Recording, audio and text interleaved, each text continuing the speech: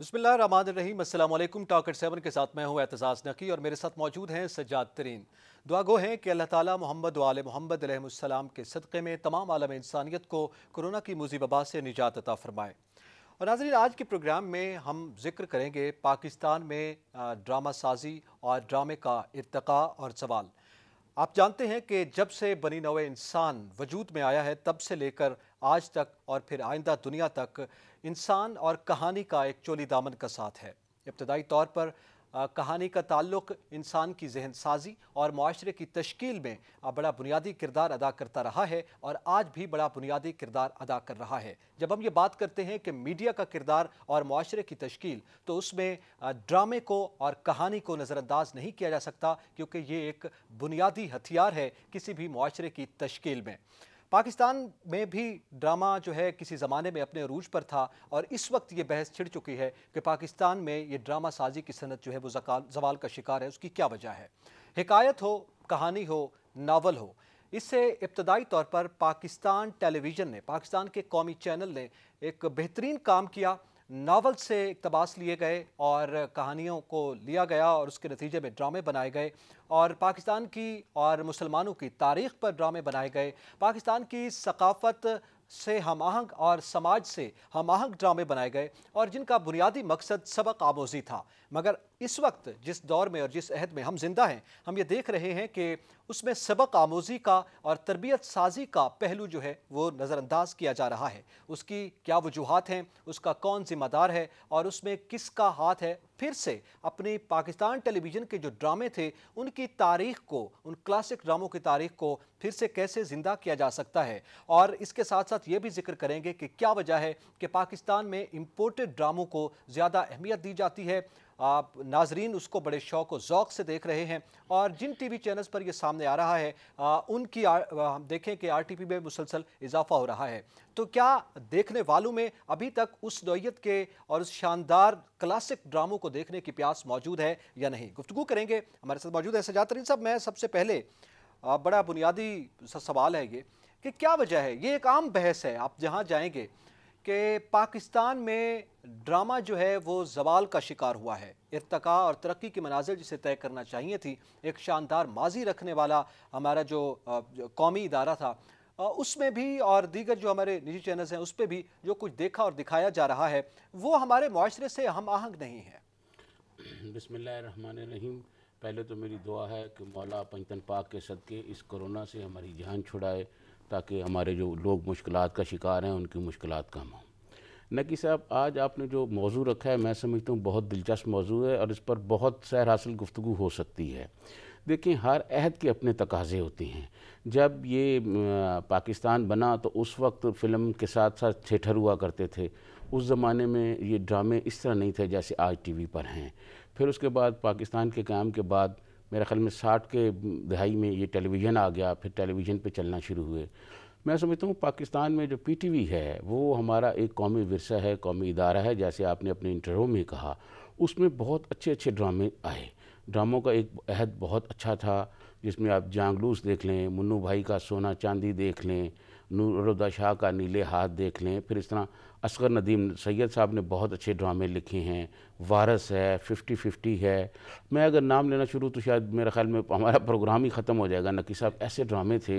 मैं समझता हूँ ये जिन ड्रामों के मैंने नाम लिए ये ऐसे थे कि जिस दिन ये इन ड्रामों ने नशर होना था, इनकी किस्त नशर होनी थी, तो आप देखें कि सड़कों पर रश कम हो जाया करती थी। तो ये बात नहीं है कि ड्रामा लिखने वाले लोग अब नहीं हैं। देखें, शौकत सिद्दीकी साहब, मुन्नू भाई, नूरुद्दीन शाह, असगर नदीम सैयद और बेशुमार लोग मौजूद हैं, अमजद इस्लाम अमजद हैं।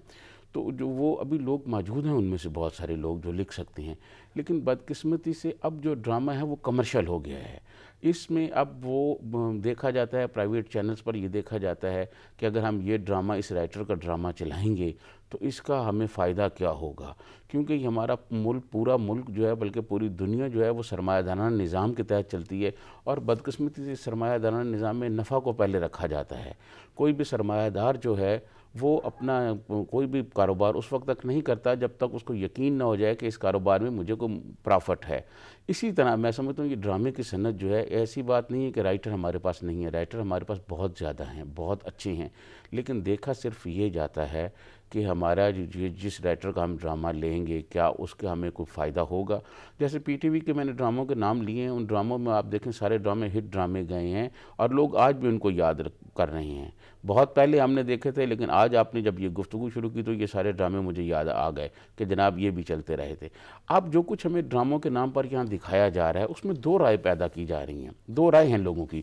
ایک رائے یہ ہے کہ یہ جو کچھ دکھایا جا رہا ہے اس کا ہماری ثقافت سے کوئی تعلق نہیں ہے۔ دوسری بات یہ ہے کہ یہ جو کچھ دکھایا جا رہا ہے یہ سارا کچھ کمرشل ہے۔ میں سمجھتا ہوں کہ پی ٹی وی جو تھا وہ ہماری ثقافت کا خیال رکھتا تھا، پی ٹی وی میں لکھنے والا جو ہے وہ مکالمے کا خیال رکھتا تھا کہ کیا یہ مکالمے فیملی میں بیٹھ کے لوگ سن سکتے ہیں، نہیں سن سکتے۔ میں سمجھتا ہوں پرائیویٹ چینلز میں اس چیز کو ذرا نظر انداز کیا گیا ہے۔ تو ابھی میں سمجھتا ہوں ہمارا ابتدائی دور ہے، اس میں ہم ارتقاء کے عمل میں ہیں اور امید کی جا سکتی ہے کہ آنے والے کچھ اشروں میں ہم بہتری کی طرف جائیں گے۔ اچھا، اس وقت ہمیں جوائن کیا ہے رابعہ رزاق صاحبہ، آپ معروف ڈرامہ نگار ہیں، اور ان سے ذرا جان لیتے ہیں۔ رابعہ رزاق صاحبہ بہت شکریہ وقت دینے کا۔ میں آپ سے یہ جاننا چاہوں گا، آپ جانتی ہیں کہ اس وقت پاکستان میں امپورٹڈ ڈراموں کا دورہ ہے، اور اس میں ہم دیکھتے ہیں کہ ناظرین بھی بڑی دلچسپی لے رہے ہیں اور چینلز کے لیے بڑی آسانی ہو جاتی ہے۔ تو وہاں سے یہ بحث جو ہے وہ سامنے آئی ہے، آپ بہتر جانتی ہیں کہ کیا وجہ ہے کہ ہمارے ہاں جو ڈرامہ جس میں یہ تمام چیزیں، جس میں شوق و ذوق ناظرین کا موجود ہو اور ہمارے سماج سے ہم آہنگ ہو، وہ کہیں غائب ہو گیا ہے۔ کتنی حد تک آپ اس بات سے اتفاق کرتی ہیں؟ سب سے پہلے تو آپ لوگوں کا بے حد شکریہ مجھے اس پینل کا حصہ بنانے کے لیے۔ اچھا، سوال آپ کا دلچسپ ہے اور اس سوال کے دو حصے ہیں۔ پہلا سوال تو یہ کہ جو ہمارے پاس ڈرامے کا امپورٹڈ کانٹینٹ ہے ہم اس کی طرف زیادہ مائل ہوئے، اور دوسرا حصہ ہمارا یہ ہے کہ جس کے اندر ہم یہ دیکھتے ہیں کہ ہمارا اپنا ڈرامہ ہماری اپنی ثقافت سے جدا ہو گیا۔ اب اس کے اندر سب سے پہلے تو ہم یہ چیز دیکھ لیتے ہیں کہ دیکھیں، جب ہم نے ڈرامے کو تخلیق کے مرحلے سے اور آرٹ کے مرحلے سے ہم نے اس کو نکال دیا، تو پھر ہم نے اس کو ایک ایسی پروڈکٹ بنا لیا کہ جس سے پھر ہم نے پیسے کمائے۔ اب ہم یہ نہیں دیکھتے یا یہ نہیں ہم سوچ رہے یا ہمارے ذہنوں میں اب یہ سوال نہیں اٹھتا کہ آیا اس سے ہم میسج کیا کنوے کر رہے ہیں۔ اب ہمارے ذہن میں یہ آتا ہے کہ اس کی ٹی آر پی کیا ہوگی، اور اس ٹی آر پی کے بعد ہمارے چینل کو یا جو ہمارا پروڈیوسر ہے اس کو بزنس کیا ملے گا۔ تو جب آپ نے ڈرامے کو ایک پروڈکٹ بنا دیا، جب آپ کی سمجھ میں یہ آ گیا کہ آپ اس سے بہت اچھا پیسہ کما سکتے ہیں، تو پھر آپ نے اس کے اندر سے آرٹ کو نکال دیا۔ جب آپ نے آرٹ کو نکال دیا تو پھر آپ نے زندگی کو بھی نکال دیا، آپ نے کلچر کو بھی نکال دیا، آپ نے ثقافت کو بھی نکال دیا۔ اب آپ بہت ساری ایسی کہانیوں پہ کام کر رہے ہوتے ہیں، جیسے کہ بالکل ہمارے نیوز چینل میں اس طرح کی چیزوں پہ، اس طرح کی خبروں پہ کام ہو رہا ہوتا ہے جن سے سنسنی پھیلے، جس کو لوگ زیادہ دیکھیں، یعنی اس میں خبر کم ہوتی ہے، شور زیادہ ہوتا ہے۔ بالکل اسی طرح سے ہم نے ڈرامے کو ٹریٹمنٹ کرنا شروع کر دیا کہ ہم اس میں کہانی کے اندر شور مچاتے ہیں تاکہ بہت سارے لوگ دیکھیں۔ شور کی آواز سے فطری سی بات ہے کہ ہم رک جاتے ہیں، ہم کھڑے ہو جاتے ہیں، ہم دیکھنے لگتے ہیں۔ تو اب ہم نے ڈرامے میں شور مچا دیا، اور جب ہم نے شور مچایا ہے تو پھر ہم کانٹینٹ کے اندر وہ سارے ایکسپیریمنٹ کرنے کو تیار ہیں کہ جو ہمیں کہیں بین السطور اپنے معاشرے میں، اپنی ثقافت میں کہیں ملتے ہیں۔ ہم یہ نہیں دیکھتے کہ اس میں یہ چیزیں کتنی زیادہ اور کتنی بھرپور مقدار اور تعداد میں ہو رہی ہیں، ہمیں صرف یہ پتا ہے کہ کہیں نہ کہیں ہو رہی ہیں، اور اگر ہم ان کو ہائی لائٹ کریں گے تو آبویس سی بات ہے کہ ہمارا جو ناظر ہے وہ اس چیز کے اوپر رکے گا اور اس پہ بات کرے گا تو ظاہر ہے کہ ہمیں بزنس ملے گا۔ تو شاید یہ وہ رویہ ہے کہ جس نے ہمارے ڈرامے کو، ہمارے ڈرامے کی اصلیت سے جدا کر دیا۔ وہ جس کے اوپر ہمیں بڑا فخر تھا کہ پاکستانی ڈرامہ یا پاکستانی جو ڈرامہ نگار ہے وہ دنیا میں مانا جاتا ہے، جانا جاتا ہے اپنے کردار کے حوالے سے، اپنی کہانی کے حوالے سے، اور کرداروں کی بنت کرتے ہوئے وہ اس بات کا خیال رکھتا تھا کہ اوورآل سوسائٹی کا مزاج اس کے اس کردار سے نظر آئے۔ اب ہمارے ساتھ ایسا نہیں ہو رہا، اب ہم چند گنے چنے اور چیدہ کردار اٹھا لیتے ہیں، کیونکہ ہمیں پتا ہے کہ اس کردار نے اگر گلی محلے میں شور مچانا ہے تو سارے لوگوں نے اپنی کھڑکیوں سے جھانکنا ہے۔ اچھا Rabia, I'm sorry to cut you، یہ سوال اسی کے ساتھ ہی میں آپ کے سامنے رکھتا ہوں۔ جیسے آپ نے یہ تذکرہ کیا ہے کہ ظاہر ہے ایک امپورٹڈ ڈرامے کی بات ہو رہی ہے، اس وقت بھی چل رہا ہے، اس سے پہلے بھی اس میں بھی کنٹینٹ بھی ہے، اور میرے خیال میں جب وہ ان ملکوں میں چلتے ہیں وہاں پہ بھی اسی طرح ٹی آر پی کا بھی خیال رکھا جاتا ہے، وہاں پہ بھی سرمایہ دارانہ نظام اور پھر نفع کا پہلو جو ہے وہ پیش نظر ہوتا ہے، لیکن اس کے باوجود ایک کنٹینٹ بھی دکھائی دیتا ہے. تو یہ تفریق کیوں دکھائی دے رہی ہے ہمیں؟ اچھا، شاید یہ جو اس سے پہلے ہم کوئی مہمان گرامی تھے جو اس موضوع پہ بات کر رہے تھے کہ ہم ڈرامے کے ارتقاء کے مرحلے میں ہیں، تو شاید ہم وقت کے ساتھ ساتھ اس چیز کو بھی سیکھ جائیں گے کہ ہم نے کس طرح سے جو ڈرامہ ہمارے پاس امپورٹنٹ کانٹینٹ کے طور پہ آ رہا ہے اور ہم دیکھ رہے ہیں کہ وہ ڈرامہ لوگ دیکھ رہے ہیں، اس سے متاثر ہو رہے ہیں، اس کے پیچھے بھاگ رہے ہیں، تو دیکھیں اس ساری چیز کے اوپر پہنچنے کے لیے ہمیں تھوڑا وقت درکار ہے. ارتقاء کا جب مرحلہ ہوتا ہے تو جو چیزیں ٹوٹ رہی ہوتی ہیں اور پھر اس کے بعد جڑ رہی ہوتی ہیں، تو پھر بہت ساری چیزیں ہمیں اپنی خوبیاں یا ہمیں اپنی خامیاں جو ہے وہ اس دوران پتہ چل رہی ہوتی ہیں. میں سچی بات آپ کو بتاؤں تو میں نے مختلف چینلز کے ساتھ جب کام کیا، اور ظاہر ہے کہ وہ بڑے چینل تھے اور لیڈنگ چینلز میں ان کو کہہ سکتی ہوں ڈراموں کے، تو اس میں جو ڈیمانڈ ہوتی تھی، جو میں یوں بات کروں گی کہ جو میرا بزنس مین تھا، جو اس کی جو ڈیمانڈ ہوتی تھی وہ یہ ہوتی تھی کہ مجھے ٹی آر پی چاہیے. اب ٹی آر پی لانے کے لیے آپ نے کیا کرنا ہے، کس لیول تک جانا ہے، یہ اس کا سوال نہیں ہوتا تھا. اب اس کے اندر رائٹر کے ساتھ یا جو کانٹینٹ کے لوگ ہیں ان کے ساتھ ڈیبیٹ یہ سٹارٹ ہو جاتی ہے کہ آیا ہمیں کس طرح سے اس چیز کو مینٹین رکھنا ہے کہ ہماری کہانی بھی زندہ رہے، ہمارا کانٹینٹ بھی زندہ رہے، اور پھر ہم ٹی آر پی بھی لا سکیں. تو ظاہر ہے کہ یہ بڑا باریک، یوں سمجھ لیں کہ یہ بڑا سنار والا کام ہے کہ اس کو وہ بڑی باریکی سے اس ساری چیز کی نفاست اور نزاکت کا خیال رکھتے ہوئے اس کو بننا ہے کہ ایٹ دا اینڈ وہ جو پروڈکٹ آپ کے سامنے آئے، آپ اس کو دنیا کی جو بہترین پروڈکٹ ہیں آپ ان کے سامنے رکھتے ہوئے آپ اس کا مقابلہ اس کے ساتھ کر سکیں. لیکن اس ساری پریکٹس کے لیے بہرحال کوئی ایک بندہ نہیں اس میں نہ تو ذمہ دار ہے اور نہ ہی وہ اس ساری چیز کے اوپر کوئی ایک بندہ پریکٹس کر سکتا ہے، جب تک کہ سارے جو سٹیک ہولڈرز ہیں جو ڈرامے سے وابستہ ہیں وہ اس چیز کی ذمہ داری نہیں لیتے کہ بحیثیت پروڈیوسر یا رائٹر یا ڈائریکٹر یا ایکٹر میں اس چیز کی ذمہ داری لیتا ہوں کہ جو چیز میں بناؤں گا یا دکھاؤں گا وہ ایک اس معیار پہ پورا اترے گی کہ جہاں پر اس میں ہمیں ادب بھی دکھائی دے گا اور آرٹ بھی دکھائی دے گا اور اس کے ساتھ ساتھ ہمارا اپنا ثقافت اور ہمارا اپنا کلچر بھی دکھائی دے گا. تو یہ سارا کچھ کرنے کے لیے میرے خیال میں ابھی ہم اسی ارتقاء کے مرحلے میں کہ جہاں پر چیزیں ہماری ابھی ٹوٹ پھوٹ سے گزر رہی ہیں، اور مجھے امید ہے کہ ظاہر ہے کہ بہتری کی طرف ہمیشہ چیزیں جاتی ہیں اور بہت نیچے سے جب چیزیں اوپر کی طرف جاتی ہیں تو ہم اس عروج تک واپس پہنچ سکیں گے کہ جس کا وہی بات ہے کہ ہم اپنے ماضی کے ساتھ ان ساری چیزوں کو جوڑتے ہیں. ہمارا وہ ڈرامہ جو وارث تھا، جو دھواں تھا یا جو ہوائیں تھا، جس کے اندر ہم نے ثقافت اور اپنے کلچر کو زندہ رکھا ہوا تھا، اپنی کہانی کو زندہ رکھا ہوا تھا، اپنے کرداروں کو مرنے نہیں دیا تھا، تو ہم اس سب کی طرف جاتے ہوئے نظر تو آ رہے ہیں، لیکن ہاں یہ پروسیس سلو ہے. رابعہ صاحبہ یہ بتائیں کہ جن حالات کا آپ نے ذکر کیا، ان حالات کو سامنے رکھتے ہوئے ایک رائٹر کو اب کیا کرنا چاہیے کہ تاکہ وہ اسی طرح کے ڈرامے بن سکیں جو میں نے بہت سالوں پہلے دیکھے ہوئے تھے؟ آپ سے گفتگو سے پہلے میں نے یہ بتایا جنگ لوز ہے، منو بھائی کا سونا چاندی ہے، وارث تھا. تو کیا رائٹر کیا کرے تاکہ اس کے لیے جو حالات ہیں وہ سارے آپ نے بتا دیے، ان کو سامنے رکھ کے اب رائٹر کو کیا کرنا چاہیے، کیا تجویز دیں گے آپ؟ دیکھیں اس کے اندر ایک بات جو ہم ہر فورم پہ بھی کر چکے ہیں کہ ایک دیکھیں ہم رائٹرز کے درمیان بھی ایک جو ایکا ہونا چاہیے اس ساری چیز کے اوپر کہ بحیثیت رائٹر آپ کا اس سوسائٹی میں جو کردار ہے وہ کیا ہے، آپ اس سوسائٹی کو ایک معلم کے طور پہ کیا دینا چاہتے ہیں. آپ سب سے پہلے اگر اس چیز کو طے کر لینا کہ آپ نے سوسائٹی کو کچھ دینا ہے تو پھر آپ اپنے ساتھ 4 6 8 10 لوگ ملائیے، پھر آپ اپنی آواز کو مضبوط کیجئے. دیکھیں اگر آپ یکجا نہیں ہوں گے نا اس ساری بات کو لے کر کہ آپ نے ڈرامے کی خدمت کرنی ہے، اگر آپ نے پیسے ہی کمانے ہیں تو پیسہ کمانے کے لیے ہر رائٹر اپنا الگ الگ ایک، جس کو ہم اپنی کراچی والے جو ہیں وہ ایک زبان میں استعمال کرتے ہیں، ایک لفظ ہمارا ہے جگاڑ.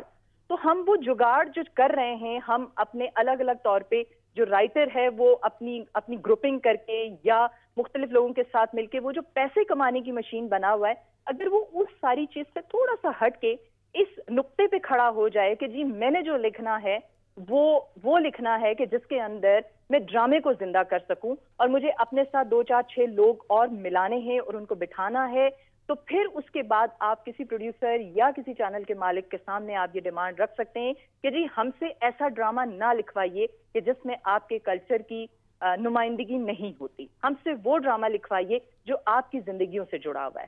تو اس کے لیے میرے خیال میں ہم سب کو یکجا ہونے کی ضرورت ہے. ہم سب کو اپنی آواز کو ایک کرنے کی ضرورت ہے. میں اکیلے اگر یہ بات کہتی رہوں کہ میں یہ ڈرامہ نہیں لکھ سکتی یا میں اس ٹاپک پہ نہیں لکھ سکتی یا میں اس پہ لکھنا نہیں چاہتی تو اس سے کوئی فرق نہیں پڑے گا, کیونکہ میرے جیسا کوئی اور ہوگا جس کو ضرورت ہوگی. ہو سکتا ہے کہ وہ اس وقت مجبوری کے اس عالم میں ہوگا کہ جہاں پر اس کو پیسے کمانے ہوں گے, تو وہ سارے ان ٹاپکس پہ کام کر لے گا, وہ لکھ لے گا. تو میرے احتجاج سے یا میرے نہ کہنے سے کوئی فرق نہیں پڑے گا. کوئی فرق نہیں پڑے گا. بہت شکریہ. رابعہ رزاق صاحبہ ہمارے ساتھ موجود تھیں. یہ بڑی اہم بات کی گئی ہے ترین صاحب کے تمام سٹیک ہولڈرز کو, کیونکہ اب جب ہم رائٹر کی بات کر رہے ہیں یہاں پہ, تو رائٹر کی ظاہر ہے اسے زندہ بھی رہنا ہے, اس کی معاشرتی مجبوریاں بھی ہیں, اس کی اپنی ضروریات بھی ہیں.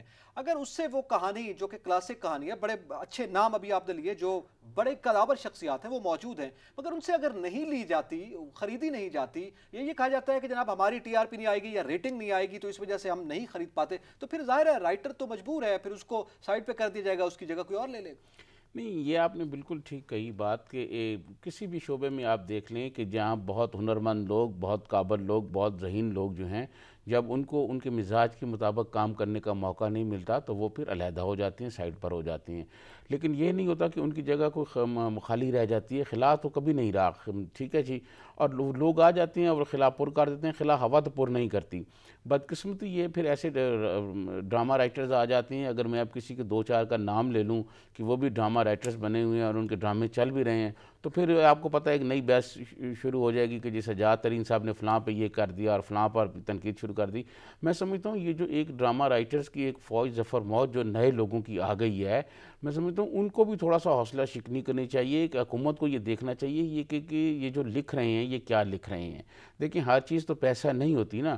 جیسے میں سمجھتا ہوں رابعہ صاحبہ نے نام لیا, اسی طرح میں پہلے بھی نام لے چکا ہوں, نور الہدیٰ شاہ ہیں, اصغر ندیم سید صاحب ہیں, اور بے شمار لوگ موجود بیٹھے ہوئے ہیں, اور بہت اچھے اچھے ڈرامے جو ہیں وہ لکھ سکتے ہیں, بہت اچھے ڈرامے پروڈیوس کیے جا سکتے ہیں. یہ بات نہیں ہے کہ ڈرامے پروڈیوس نہیں کیے جا سکتے, لیکن سوال یہ وہی ہے کہ وہ جو سرمایہ دار ہے وہ پہلے اپنے نفع کو دیکھتا ہے, وہ ریٹنگ کو دیکھتا ہے کہ اس کا نفع کتنا آئے گا, اس کو پرافٹ کتنا ہوگا, تو وہ پھر آگے کام کرے گا. اگر اس کو پرافٹ نہیں ملے گا تو یقیناً جتنا اچھی سٹوری, جتنی اچھی کہانی لکھی ہوئی ہو وہ اسے پسند نہیں کریں گے. اچھا, جیسے ابھی آپ نے یہ بات کی ہے خلا کے حوالے سے کہ خلا ظاہر ہے ہوا تو پر نہیں کرتی, کوئی اور آتا ہے وہ اس کی جگہ جو چیز ڈیمانڈ کی جا رہی ہوتی ہے وہ اس کو مل جاتی ہے. لیکن میرے خیال میں ہم اس وقت جب یہ بحث کر رہے ہیں, جب یہ گفتگو کر رہے ہیں اور جس بحران کا ذکر کر رہے ہیں, یہ بذات خود ایک خلا ہے, اور یہ ان قداور شخصیات جن کا بھی آپ نے ذکر کیا, یا ان رائٹرز جو کہ پہلے یہ سب کچھ دیتے رہے ہیں ہمیں ہمارے ناظرین کے ذوق و شوق کے مطابق, ان کے سائڈ لائن ہو جانے کی وجہ سے شاید یہ خلا پیدا ہوا ہے. ہمیں جوائن کیا ہے علی معین صاحب, معروف ڈرامہ نگار ہیں اور آپ مصنف بھی ہیں, جن سے گفتگو کرتے ہیں. علی معین صاحب بہت شکریہ وقت دینے کا.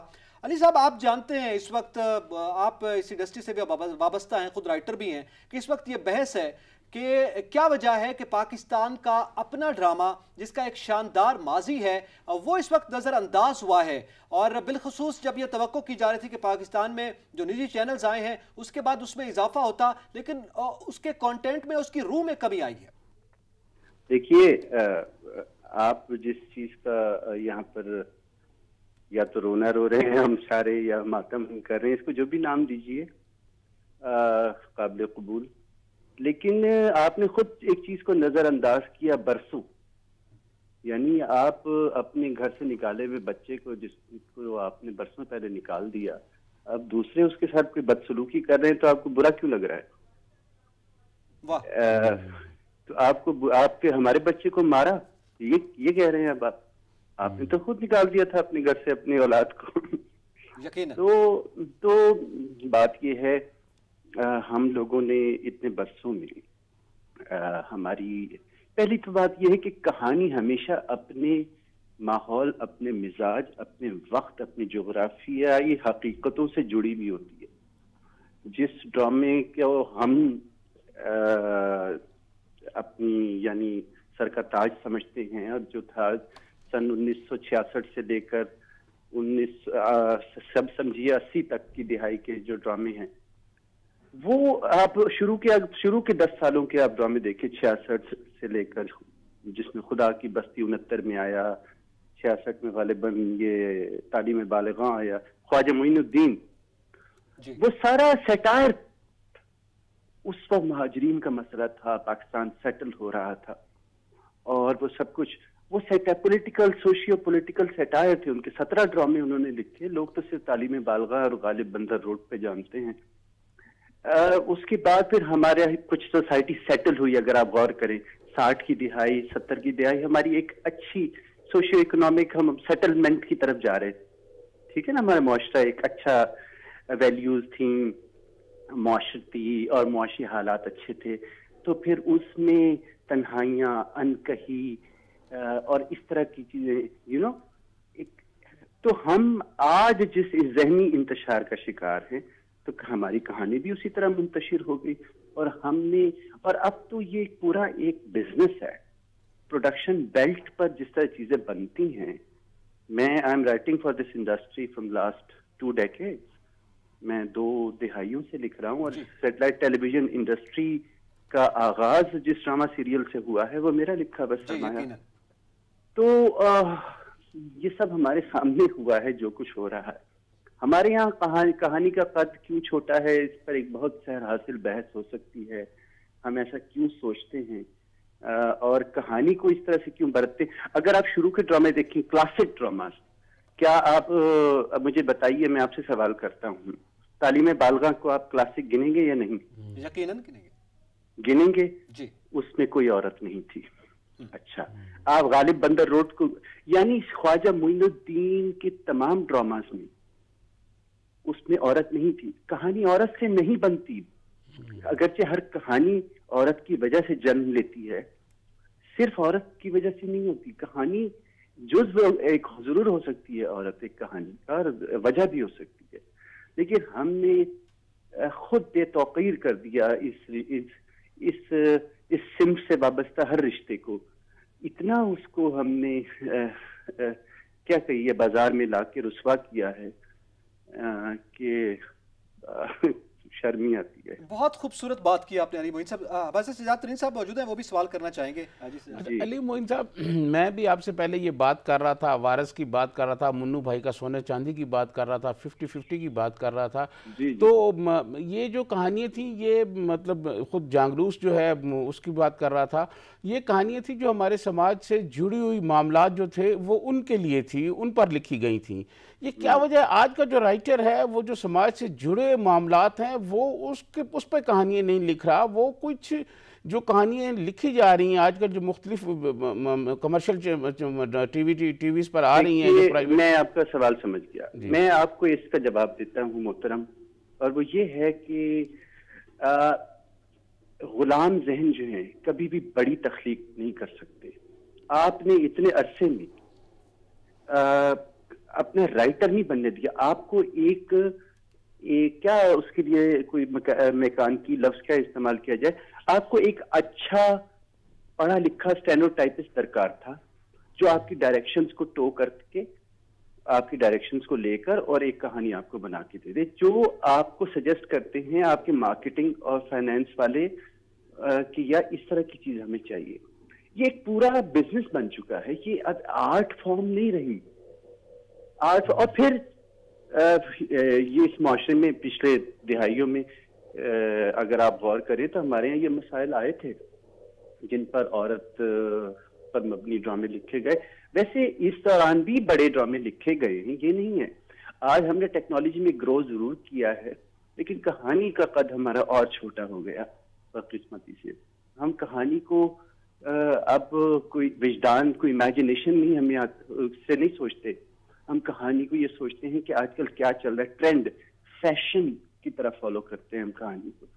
کہانی تو واقع ہوتی ہے، باقاعدہ ایک حادثہ ہوتا ہے اندر، ایک پتہ نہیں کیا کچھ ہوتا ہے، تو ایک کہانی کسی رائٹر کو سوچتی ہے. لیکن رائٹر ہم نے پنپنے نہیں دیا، ہم نے رائٹر کو وہ آزادی نہیں دی سوچنے کی جو ایک رائٹر کو درکار ہوتی ہے.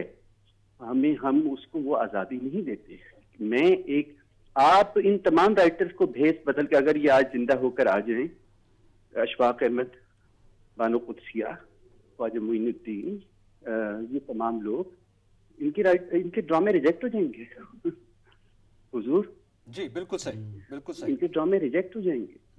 تو وہ آج کی ریالٹیز اور ہیں. اس کو اس طرح سے آپ کراہت کے ساتھ قبول کر لیجئے یہ ریالٹی زمانے کی بدلتی چلی جا رہی ہیں، اور اب تو آپ کا ٹی وی جو ہے، بس اب کیا کہیے، ہم بہت قابل افسوس بات ہے کہ ہم اپنے اس کلچرل پروڈکٹ کو ایکسپورٹ کرنے کے بجائے اس کو ہم باہر سے کے ڈرامے لا کر یہاں اس کو ان کو امپلیمنٹ کرنے کی کوشش کریں. ہمیں یہ سکھایا جا رہا ہے کہ ہم نے ہمارے ڈراماز نے دنیا کو سکھایا ہے کہ ڈرامہ کیا ہوتا ہے. انڈیا ہمارا جو پڑوسی ملک ہے اس نے ہمارے ڈراماز کو فالو کیا، کیونکہ ہمارے ڈرامے کی بیس ہالی ووڈ کی جتنے بھی وہ ٹرینڈ لوگ اس زمانے کے جو ہمارے ماسٹرز تھے وہ فلم کے ٹرینڈ تھے، اور ویسٹرن لٹریچر انہوں نے پڑھا ہوا تھا، آتھرس تھے، بڑے لوگ تھے. ہم نے ان کی چھوڑے ہوئے نقوش یا ان کے جو دیا ہوا نقشہ تھا ہم اس کو بھول بیٹھے، اس کو مٹا دیا، اور اب ہمیں راستہ نہیں مل رہا، ہم کہیں بھی نہیں جا رہے اور اب ہم ٹامٹویاں مار رہے ہیں. بہت شکریہ علی معین صاحب، آپ نے اپنا قیمتی وقت دیا اور اپنے خیالات سے بھی نوازا ہے. بڑی اہم باتیں کی ہیں علی معین صاحب نے بھی، اور اس پہ ہم مزید بھی گفتگو کرتے ہیں. یہاں پہ وقت ہوا ایک بریک کا، ہمارے ساتھ رہیے گا.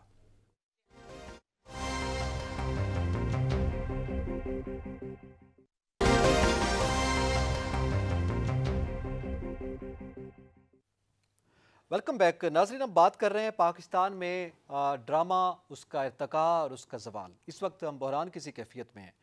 بریک سے پہلے سجاد ترین صاحب، علی معین صاحب نے بھی ہمیں جوائن کیا، رابعہ رزاق صاحب ابھی موجود تھیں. ایک بات جو مشترک ہے، بڑی اچھی بات علی معین صاحب نے کی کہ غلام ذہن معاشرے نے آزاد رائٹر پیدا نہیں ہونے دیا. میرے خیال میں ساری بات اس کے اندر آ گئی ہے، اور ہمیں میرے خیال میں اس سے اب باہر نکلنا ہوگا. یہ ایک بڑی تجویز ہے آج کے دور میں، جو خود اس وقت ڈرامہ رائٹرز جو پریکٹیکلی اس انڈسٹری کے ساتھ وابستہ ہیں، جس چیز کی وہ شکایت کر رہے ہیں. دیکھیں، میں آپ کو عرض کروں نقی صاحب، بات یہ ہے کہ ہر عہد کی اپنے تقاضے ہوتے ہیں. ہر عہد میں مختلف چیزیں جو ہیں وہ مختلف انداز میں ہو رہی ہوتی ہیں. مثلا وہ بھی عہد پاکستان ہی میں تھا نا، جب شوکت صدیقی صاحب ڈرامہ لکھتے رہے ہیں، پھر منو بھائی لکھتے رہے ہیں، پھر اور بے شمار ہیں. اصغر ندیم سید صاحب تو ابھی بھی موجود ہیں، نور الہدیٰ شاہ صاحبہ ہیں. سوال یہ ہے کہ یہ جو مختلف عہد ہوتا ہے، اس مختلف عہد میں جو مختلف جبر کی شکلیں ہوتی ہیں وہ ثقافت کو بہت اثر انداز کرتی ہیں.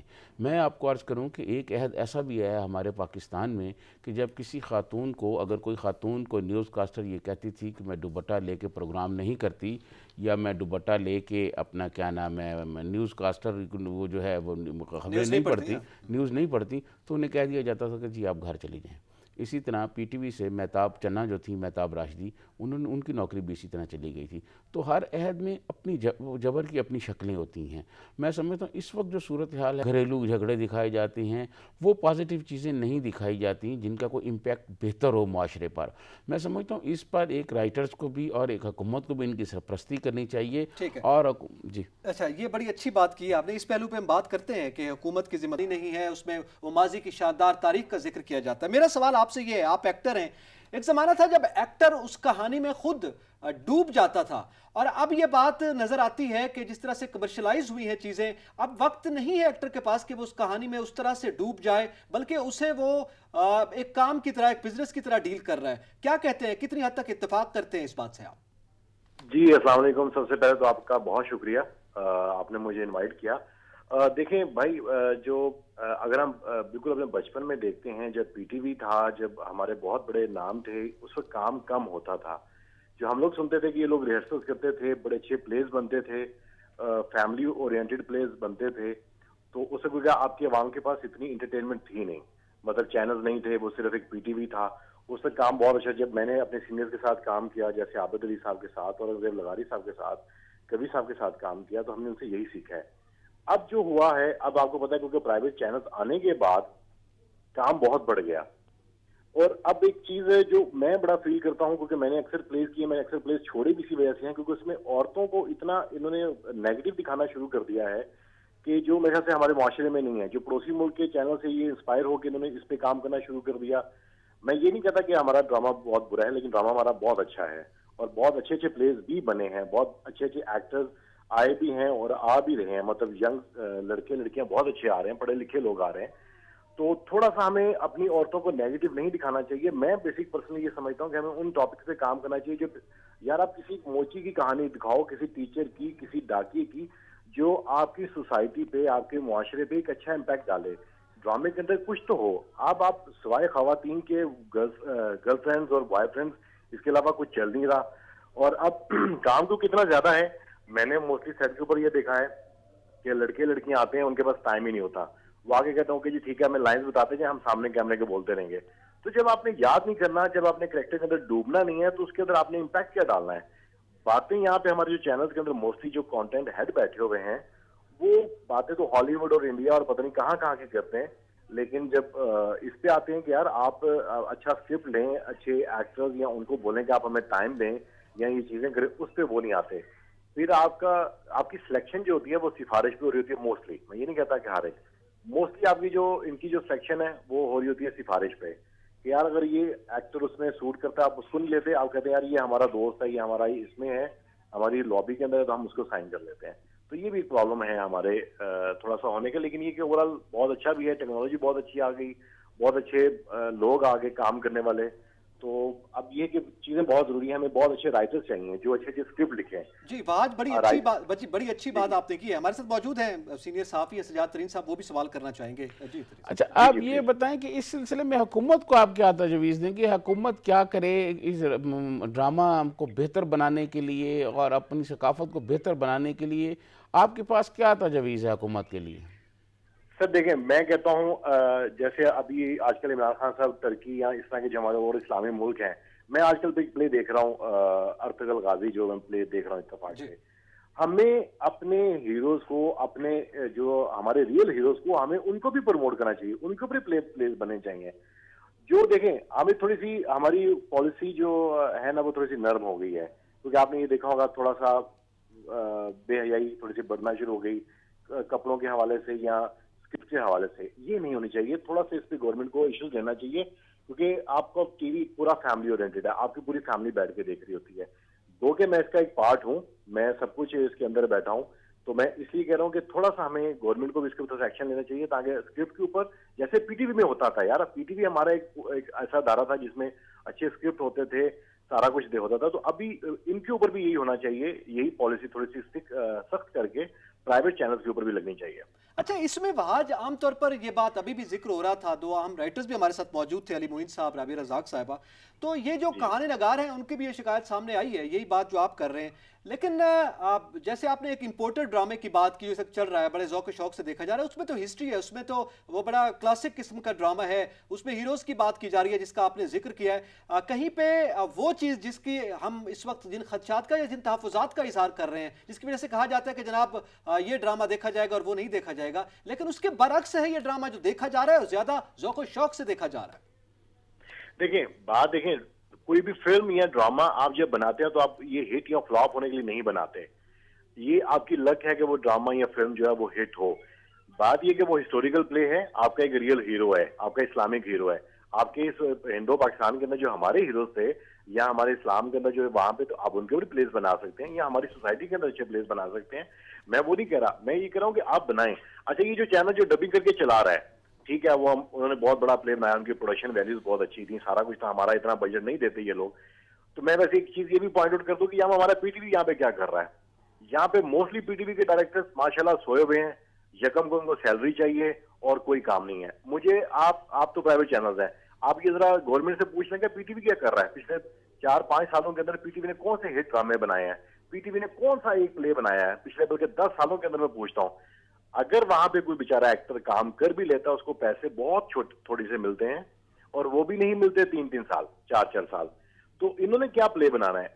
गवर्नमेंट को चाहिए कि अपना पीटीवी, ये हमारे पास इतने बड़े बड़े नाम है, अली मोइन मेरे बड़े भाई हैं, दोस्त हैं, बहुत अच्छा लिखते हैं, खलील साहब हैं और बड़े नाम है, रबिया रज़ाक का बहुत बड़ा नाम है और बड़े नाम है माशाल्लाह। अच्छे राइटर्स को लें, अच्छे स्क्रिप्ट लिखवाएं जो आपकी पूरी सोसाइटी, आपके माशरे के ऊपर बहुत अच्छा इम्पैक्ट डाले।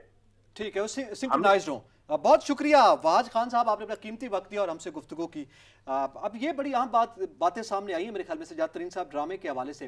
लेकिन एक बात बड़ी अहम है, ये जो सब में मुश्तरक आ रही है, वो ये है कि जो मौजूदा ड्रामा है उसकी जो भी वजूहात हैं, उसकी आपने जैसे जिक्र किया, सरमायादाराना निज़ाम है, कमर्शलाइज हुआ है, एक्टर्स की पैसों की मजबूरी है, उनके वो भी बिजनेस की तरह डील कर रहे हैं, राइटर की भी सेम वही मजबूरी हैं। तो इसमें एक बात बड़ी कॉमन है और वो ये है کہ یہ کہا جاتا ہے کہ جناب وہ چونکہ دیکھا نہیں جاتا اس طرح کا ڈرامہ، کلاسک ڈرامہ، لیکن آج جب ہم یہ بحث کر رہے ہیں اور اس وقت جس ڈرامے کی، امپورٹڈ ڈرامے کی بات کی جا رہی ہے جو ڈب ہو کے پاکستان میں چل رہا ہے، اس میں تو وہ بڑا کلاسک ڈرامہ ہے، اس میں تو ہسٹری موجود ہے، اور شاید ہی کوئی ایسا ہسٹری سے ریلیٹڈ اس موضوع پر بنایا گیا ڈرامہ ہو جو ہٹ نہ ہوا ہو۔ نہیں دیکھیں، میں آپ کو عرض کروں، بات یہ ہے کہ وہ جو ہم شروع میں بات کر رہے تھے خلا والی، تو یہ جب ہمارے ہاں اچھے ڈرامے نہیں بنیں گے تو پھر ظاہر ہے باہر سے ہم منگوائیں گے اور ڈرامے بھی دیکھیں گے۔ میں سمجھتا ہوں، دیکھیں ہمارا جو پی ٹی وی ہے، پی ٹی وی کے جتنے پروڈیوسرز ہیں وہ پرائیویٹ پروڈکشن میں کام کر رہے ہیں، تنخواہ پی ٹی وی سے لے رہے ہیں، پی ٹی وی کوئی ڈرامے پروڈیوس نہیں کر رہا، جبکہ پی ٹی وی کو ڈرامے پروڈیوس کرنے چاہیے۔ میں آپ کو ایک واقعہ سناتا ہوں جی۔ ہم تو ڈراموں کی بات کر رہے ہیں کہ ڈراموں میں ہماری ثقافت نہیں ہے، ثقافت کو پامال کیا جا رہا ہے، یا آپ کو کہ موجودہ جو ڈرامے کا بحران ہے جس میں ہمیں ثقافت نہیں دکھائی دیتی، سماجی ہم آہنگی نہیں دکھائی دیتی، اس کے پیچھے کیا فیکٹرز ہیں، اور آپ جیسے جو کلاسک لکھنے والے ہیں ان کو کیا مجبوریاں درپیش ہیں؟ السلام علیکم اعتراض مفتی صاحب، سب سے پہلے تو آپ کا شکریہ کہ آپ نے مجھے اس قابل سمجھا کہ میں اس بحث میں شامل ہو سکوں، اور دوسرا یہ کہ اس لیے بھی شکر گزار ہوں کہ آپ نے اس موضوع کو بحث کے قابل سمجھا۔ بقول جان ایلیا صاحب کا ایک شعر ہے کہ ایک ہی حادثہ تو ہے ازل سے لے کر آج تک، بات نہیں کہی گئی، بات نہیں سنی گئی۔ واہ واہ۔ تو اہم بات یہ ہے کہ ہم جب تک آپ مریض کو یہ نہیں بتائیں گے کہ آپ کو کوئی بیماری لاحق ہے تو اس کا علاج یا تدارک نہیں ہو سکتا۔ تو ہمیں اویئرنیس ہی نہیں ہے کہ یہ ایک پرابلم ہے جو ہماری سوسائٹی کو درپیش ہے۔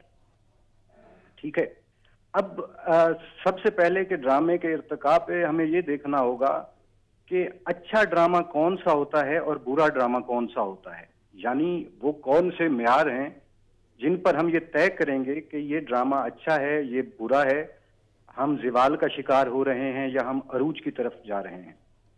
تو اس میں غالب صاحب کا ایک شعر ہے جس میں وہ فرماتے ہیں کہ دیکھنا تقریر کی لذت کہ جو اس نے کہا، میں نے یہ جانا کہ گویا یہ بھی میرے دل میں ہے۔ صحیح۔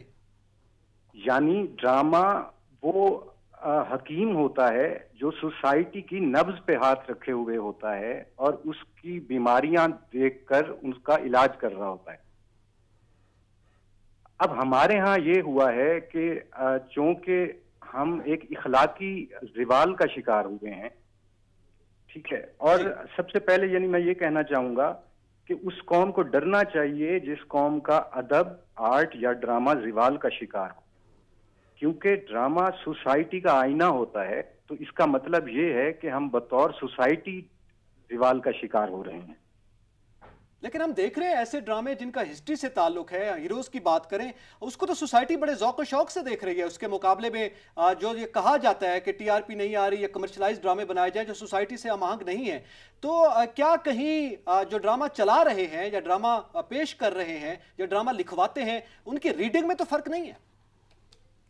دیکھیں، اس میں بہت سارے مسائل ہیں، کیونکہ ڈرامہ ایک ایسا میڈیم ہے جو لائف لائک میڈیم ہے، تو یہ سوسائٹی سے اوور آل جڑا ہوا ہے۔